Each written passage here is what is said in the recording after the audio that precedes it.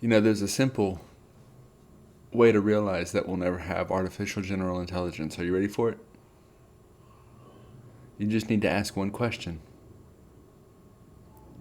You see, before I get to that question, I want you to think about what artificial general intelligence would be capable of.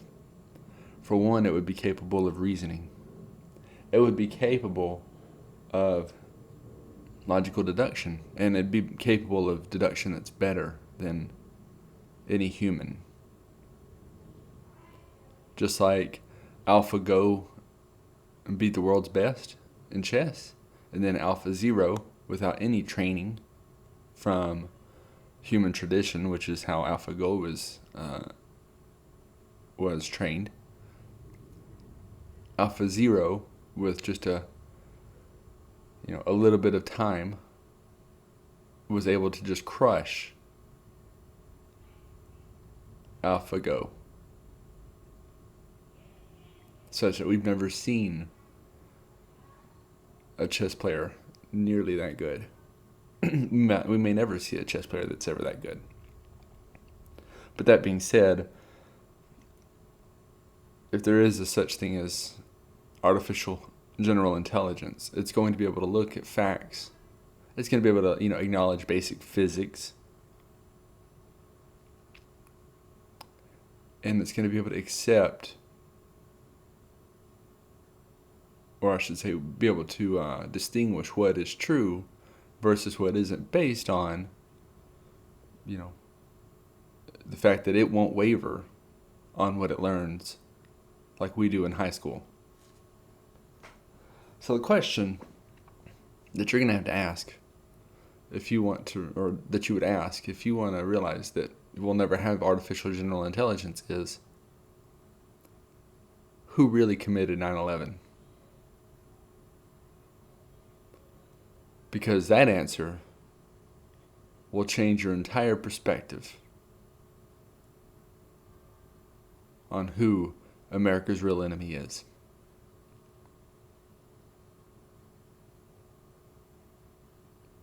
And when you realize that the same people who committed 9/11 are also those who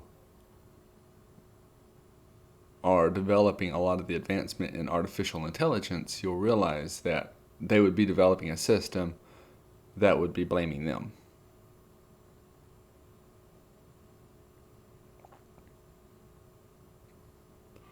And it's that simple. When you solve 9/11, you will solve the war on terror.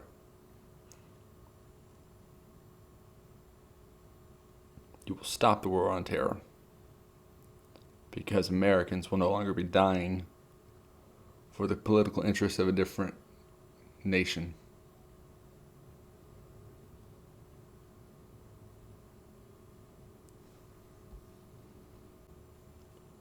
It will put into perspective a whole lot of things, such as, what about coronavirus and all these other viruses and germs that have happened in the last 20 years?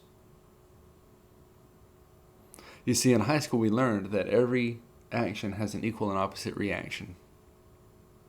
And yet somehow some super tall towers fell, all of them, at free fall speeds into their own base. That can't happen. And that's basic physics that you would learn in high school, that you would know in high school, but you've been taught to doubt those things you were taught in high school. Or you were trained to doubt those things. And it's unfortunate, because Timothy McVeigh can blow the entire side off of a building, killing many people just from the explosion, and the building still doesn't collapse. And yet, a small chunk can be, quote unquote, blown out of, or can be knocked out of the World Trade Center 7, and yet the whole thing comes crashing down into its base, out of its corner. It doesn't compute with basic physics.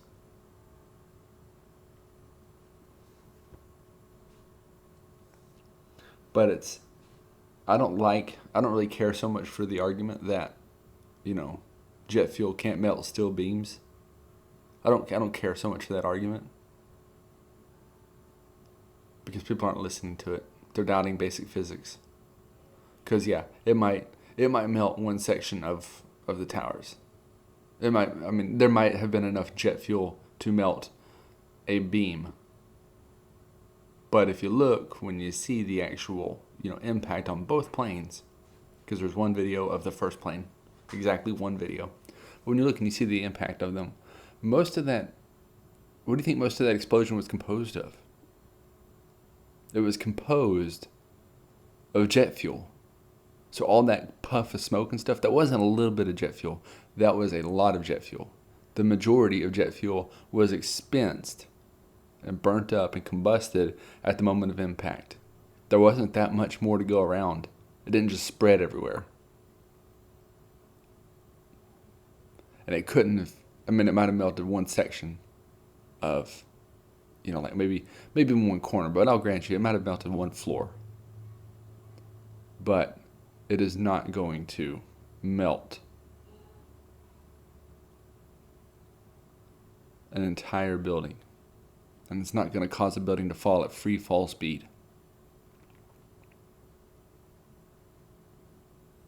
Into its base, especially. It's basic physics. It's physics you learn in high school. It's really stuff you learn in 7th grade. So the real reason we'll never have artificial general intelligence is because, for one, we will never be able to control it. It'll be smarter than any human. If it develops its own motives, we'll never know until it's too late. Whatever that might mean.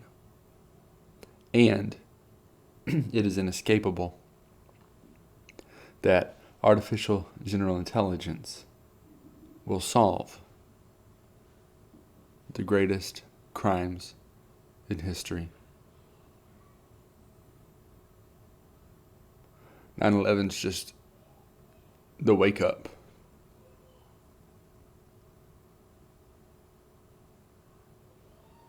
Alrighty, well, take care. Let me know what you think. Bye.